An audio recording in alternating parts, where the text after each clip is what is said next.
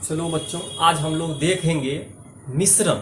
मतलब बहुत सारा यदि विलयन आपके पास है और प्रत्येक विलयन को एक दूसरे में क्या कर दीजिएगा, मिलाइएगा, तो उससे क्या घटना होगा। जो नया विलयन आपका बनेगा उसका क्या होना चाहिए, उसका क्षमता क्या होना चाहिए, उसका सांद्रता क्या होना चाहिए, उसके बारे में हम लोग स्टडी करेंगे। तो हम लोग जो स्टडी करने वाले हैं, आज हम लोग देखेंगे विलयन चैप्टर का बहुत ही महत्वपूर्ण ये आपका टॉपिक होगा, जिससे क्वेश्चन बार बार पूछा जाता है ऑब्जेक्टिव टाइप का।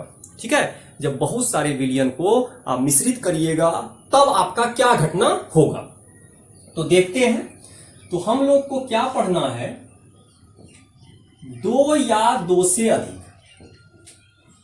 दो या दो से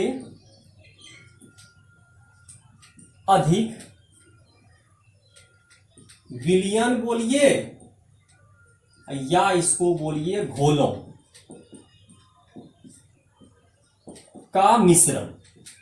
बहुत ही इंपॉर्टेंट टॉपिक है। यदि आपको पूछ दे कि बहुत सारा घोल है या बहुत सारा विलयन है, उसको आपको मिश्रित करना है, एक दूसरे में मिलाना है, तो क्या घटना होगा, तो नॉर्मलता क्या होगा। तो इसमें क्या करना है, हम लोग को मिश्रण का नॉर्मलता ज्ञात करना है। तो मिश्रण का नॉर्मलता ज्ञात करना होगा। तो याद क्या रखना है, जब भी हम लोग काम करेंगे तो नॉर्मलता तो हम लोग को निकालना है। नॉर्मलता किसका निकालना है, उस मिश्रण का निकालना है जिस मिश्रण में आपने दो या दो से अधिक घोलों को क्या कर दिया है, एक दूसरे में मिला दिए। पहला एक एक करके पढ़ते हैं। पहला यदि मान लीजिए, पहला हम लोग देखते हैं तनु करने पर, मतलब विलयन को तनु कर देंगे। तनु क्या होगा, पानी मिला दीजिएगा, तब क्या घटना होगा। फिर देखेंगे दो क्षार को मिलाने पर क्या घटना होगा, दो अम्ल को मिलाने पर क्या घटना होगा, और अम्ल और क्षार को मिलाने पर क्या होगा। देखते हैं, क्वेश्चन भी करेंगे साथ साथ। तो इस तरह का मिश्रण जो होगा तो क्या होगा, तनु करने पर क्या है, तनु। तनु का मतलब होता है डाइल्यूट। तनु करने पर यदि कोई तनु कर रहे हैं, इसका मतलब है कोई विलयन है, विलयन में पानी को मिलावट कर रहे हैं। तनु का मतलब ही होता है पानी को मिलाना। तो पानी जब मिलाएंगे तो यदि कोई विलयन है और विलयन में आप कुछ नहीं किए हैं, केवल आपको यहां पर क्या मिला दिए हैं, जल, तो इसी को हम लोग क्या बोलेंगे, तो हम लोग इसको बोलेंगे तनु करना।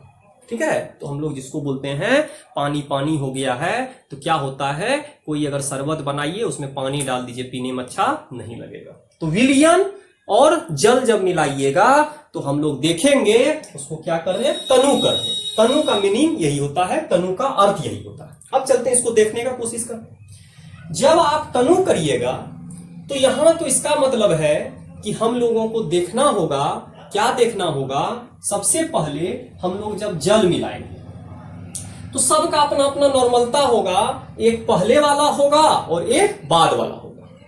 तो हम यहां से क्या करेंगे, ई मान लीजिए आपका विलयन है, ई आपका क्या है, विलयन है, तो इसका भी अपना नॉर्मलता होगा और इसका आयतन होगा। तो मान लीजिए इसका जो आयतन है, विलयन का आयतन, इसका आयतन को मान लीजिए क्या है, आयतन हमेशा मान लेंगे, आयतन इसका क्या है, V1 है। इसका आयतन क्या है, V1 है। और इसका नॉर्मलता क्या है, इसका जब नॉर्मलता हमसे पूछेगा तो मान लीजिए नॉर्मलता इसका क्या है, N1 है। मान लीजिए पहला विलयन है, इसका हम लोग को पता है, पहले से इसके बारे में सारा जानकारी आपको रखिए। अब जानकारी उसके बारे में निकालना है जब इसमें क्या मिला दीजिएगा, जल जब मिला दीजिएगा तो पूछेगा उसमें नॉर्मलता क्या होगा।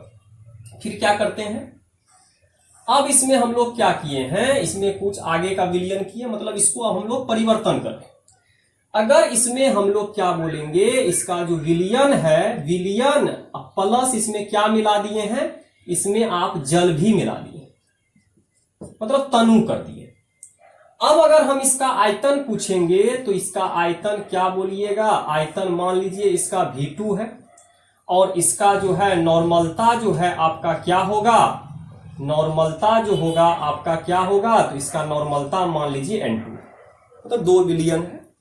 प्रारंभिक विलयन में आपने जल को मिलाया, तो जो जल मिलाए तो जल तो बाद में मिलाए, पहले तो जल नहीं मिलाए थे, तो इसके बारे में सारा जानकारी था। अब पूछ रहा है जल मिलाने के बाद जब इसमें आप पानी मिला दिए हैं तो इसका नॉर्मलता क्या होगा, मतलब ये नॉर्मलता आपको पता नहीं होगा, आयतन पता होगा क्योंकि पानी आप ही मिला रहे हैं तो आयतन तो पता होगा। दोनों को जोड़ देंगे, पहले मान लीजिए जितना होगा क्वेश्चन करेंगे तब क्लियर होगा। अब जब इतना चीज निकल गया तो हमेशा याद रखेंगे, इस तरह का क्वेश्चन जब भी करिएगा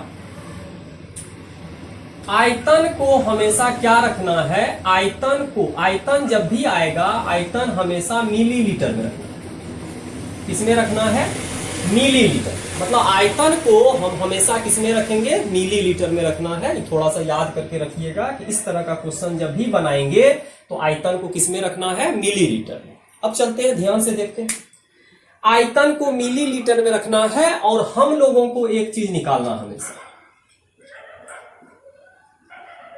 मिली तुल्यांक। क्या निकालना है, मिली तुल्यांक। मिली तुल्यांक क्या होता है, मिली तुल्यांक होता है n गुना v। अब v को किसमें लेना है, मिलीलीटर में लेना है, बहुत इंपॉर्टेंट है। अगर ये आपको पता है कि जब भी इस तरह का क्वेश्चन आ जाए, आपको पूछा जाए, एग्जाम में पूछा जाए, तो हम लोग ग्राम तुल्यांक निकालेंगे और ग्राम तुल्यांक मिली तुल्यांक निकालेंगे और मिली तुल्यांक के द्वारा हम क्या निकालेंगे, n इंटू भी निकाल लेंगे। करते हैं। अब जब हमको पता चल गया कि दोनों विलयन है, दोनों विलयन में क्या क्या घटना हो सकता है, तो यहां पता चल गया मिली तुल्यांक निकाल दिए n इंटू भी। अब n इंटू जो भी निकालिएगा, इसके बाद आप क्या कर सकते हैं, इसमें देखना होगा आप क्या क्या घटना कर सकते हैं, नहीं कर सकते हैं, इसके बारे में सोचते हैं। तो हम लोग जान गए कि इसमें जो विलय है, क्योंकि पानी ही केवल मिलाए हैं तो विलय तो नहीं बदला है, और हम लोग जो मिली तुल्यांक निकालते हैं केवल और केवल किसका निकालते हैं, विलय का। तो हम लोग, इसका मतलब है विलयन का हम लोग जब भी कोई भी काम करते हैं तो मिली तुल्यांक किसका निकालते हैं, केवल और केवल किसका निकालते हैं, विलय का निकालते हैं, अदर चीज का नहीं निकालते हैं। तो अदर चीज का हम लोग नहीं निकालेंगे, हम लोग केवल और केवल किसका निकालेंगे, विलय का निकालेंगे। अब ध्यान से क्या देखना है कि अगर हम इस विलयन और इस विलयन को सोचेंगे तो पूरा का पूरा आपको पता चलेगा कि जो विलय यहां है वही विलय यहां, विलय में कोई अंतर नहीं हुआ है। क्यों नहीं अंतर हुआ है, क्योंकि हम विलय नहीं मिलाए, पानी मिलाए हैं। तो चीनी तो यहां भी वही होगा, यहां भी वही होगा, चीनी का संख्या में कोई अंतर नहीं होगा, तो चीनी वही का वही आपका रह जाएगा। अब ध्यान देने वाला बात है कि अगर तुल्यांक विलय आपका नहीं बदला है तो मिली तुल्यांक जो यहां का होगा वही यहां का होगा। तो मिली तुल्यांक जब हम निकालेंगे तो हम लिख सकते हैं मिली तुल्यांक, मिली तुल्यांक, मिली तुल्यांक जो होगा किसका होगा, विलयन का, जो पहले लिए थे।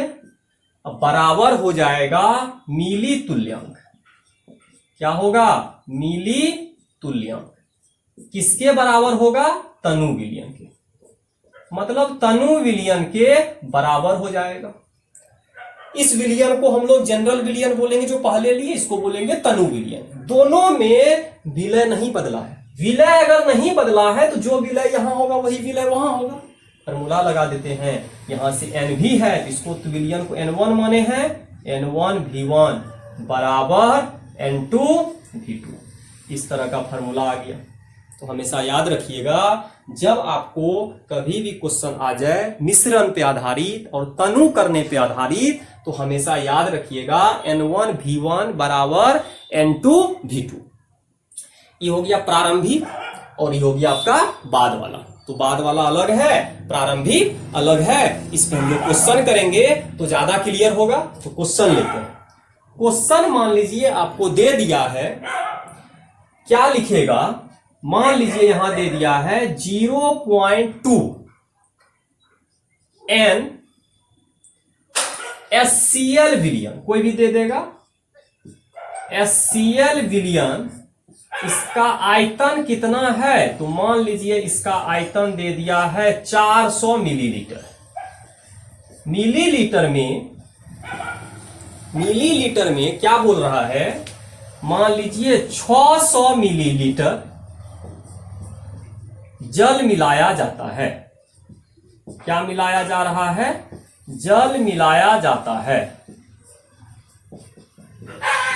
तो उस विलयन की सांद्रता, उस विलयन की, तो यहां पर क्या होगा, उस विलयन की नॉर्मलता ज्ञात करें। तो हमको क्वेश्चन क्या कर देगा, उस विलयन का नॉर्मलता ज्ञात करना है। तो क्वेश्चन क्या बोल रहे हैं कि 0.2 NaCl विलयन है, उस विलयन का आयतन 400 है, उसी में 600 मिलीलीटर जल मिलाया जाता है, तो उस विलयन की नॉर्मलता ज्ञात करें। मतलब यही का क्वेश्चन है। पहला वाला का दिया हुआ है 0.2 है और दिया हुआ है 400 है, इसमें 600 और मिला दिए तो 1000 हो गया। इसका बढ़ेगा किसमें, इसी में आप ऐड करें तो 600 प्लस 400 1000 हो गया है। तब बोल रहा है इसका नॉर्मलता क्या होगा, उसको ज्ञात करने के लिए बोला है। तो बड़ा ध्यान देने वाला बात है, क्या होगा नहीं होगा हम लोग देखते हैं, यहां तक में किसी को दिक्कत नहीं होना चाहिए। तो जब हम इस क्वेश्चन को करेंगे तो बहुत ही महत्वपूर्ण चीज निकलेगा कि तनु करने पर सांद्रता घटना चाहिए, और घटेगा, क्योंकि पानी जब मिलावट करिएगा तो कोई भी चीज का सांद्रता क्या होगा, घटेगा। तो सांद्रता घटेगा, हम लोग कंफर्म हो गए कि सांद्रता क्या होना चाहिए, घटना चाहिए। अब चलते हैं, अब हम लोग क्वेश्चन को देखते हैं, इस क्वेश्चन को हम लोग सॉल्यूशन करते हैं। तो क्वेश्चन को जब हम लोग सॉल्व करेंगे तो क्वेश्चन को कैसे सॉल्व करेंगे देखते हैं। तो हम लोग जो पहला देखे थे, पहला विलयन को मान लेते हैं प्रारंभिक जो आपका आयतन है। तो प्रारंभिक आयतन, तो प्रारंभिक आयतन लिखिए या इसको लिखिए विलयन का आयतन जो है तनु विलयन। तो पहला है आपका विलयन का आयतन, विलयन का आयतन कितना है आपका है 400 मिलीलीटर। तो विलयन का आयतन हो गया 400 मिलीलीटर। फिर जब हम अगला देखेंगे तो इसका नॉर्मलता दिया हुआ है, तो विलयन का नॉर्मलता दे दिया है। तो विलयन का नॉर्मलता कितना दे दिया है, तो आपका दे दिया यहां पर 0.2 दे दिया है, ठीक है 0. पहला हो गया।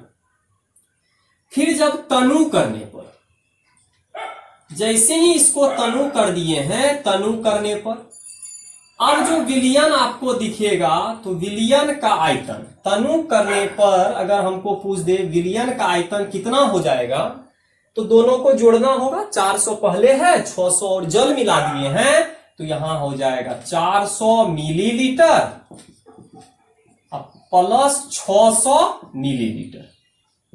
तो दो चीज निकला, तो यहां आ गया 1000 मिलीलीटर। तो यहां पर आपका क्या आ गया, 1000 मिलीलीटर आ चुका है। तो हम लोग इस क्वेश्चन को ध्यान से देखेंगे।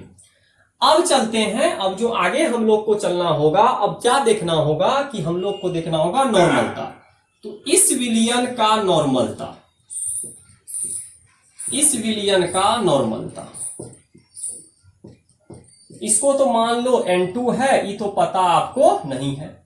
ये तो आपको V2 था, V2 पता है। ये आपको V1 है, ये भी पता है। और ये आपका क्या है, N1 है, ये भी पता है। मतलब एक चीज आपको पता नहीं है, N2 पता नहीं है। हम लोग फार्मूला लगा देते हैं N1 V1, या बाद में किसी को किसी तरह लिख सकते हैं। मान लीजिए यहां लिख दीजिए N2 V2 बराबर N1 V1, डायरेक्ट लिख दिए, जो मन हुआ। दोनों बराबर है, यहां दोनों एक दूसरे के बराबर था, तो हम आसानी से इसको लिख सकते हैं। तो N1 V1 लिख दिए। अब चलते हैं, इसी क्वेश्चन को जब ध्यान से देखेंगे तो N2 तो पता नहीं है, और आपका जो V1 V2 है कितना है 1000 ml, इसको तो ऐसे रहने दीजिए। फिर यहां पर N1 है, N1 आपका कितना है 0.2, और यहां कितना है 400। अब देखिएगा N2 जो आ जाएगा आपका कितना आ जाएगा 0.2 1000, अब बट्टे यहां कितना आ जाएगा, यहां 400, और यहां पर आ जाएगा 1000। तो हम लोग जब इसको करेंगे 0, तो 2 0 कट गया, तो 8, तो आ गया 0.08। यहां पर आ गया आपका नॉर्मलता। तो n का मान कितना आ गया 0.08। तनु करने पर घट गया। पहले जो विलयन का आयतन आपने देखा, क्या देखा, 0.2 है और यहां पर 0.08 आ चुका है। इसका मतलब है विलयन का आयतन क्या हो चुका है, घट चुका है। तो विलयन का आयतन क्या होगा, घटा दिए तो घट गया ऑटोमेटिक। जब कैलकुलेट किए, जब आप निकाले तो विलयन का आयतन घट चुका है। तो इस तरह करके आपसे क्वेश्चन पूछ सकता है, क्या होगा नहीं होगा, इस तरह का क्वेश्चन हम लोग करेंगे। तो हम लोग थ्योरी के बाद नेक्स्ट क्लास, जब नेक्स्ट लेक्चर में हम लोग मिलेंगे तो और बढ़िया बढ़िया क्वेश्चन करेंगे, तो उसको भी हम लोग देखेंगे। अब चलते हैं आगे।